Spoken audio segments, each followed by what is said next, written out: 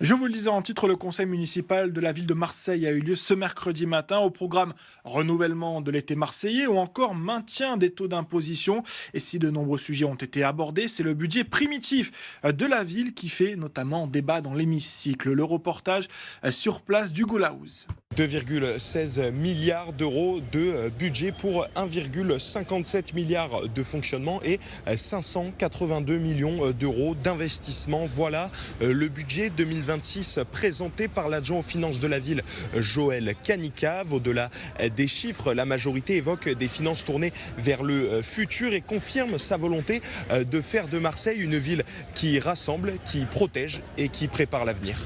Oui, le budget est équilibré parce qu'on n'a pas le droit de ne pas l'équilibrer. Donc évidemment à l'équilibre, c'est pas facile à obtenir par les temps qui courent parce que les conditions sont un peu plus difficiles qu'avant. On veut continuer à assurer le service public, on ne veut pas faire de tri dans le service public. Si la majorité municipale se félicite de ce budget, l'opposition, elle, le conteste de façon frontale et parle d'un budget d'illusion sans terme ni cap, avec un gros point noir, le manque de financement et d'investissement pour la sécurité des Marseillais.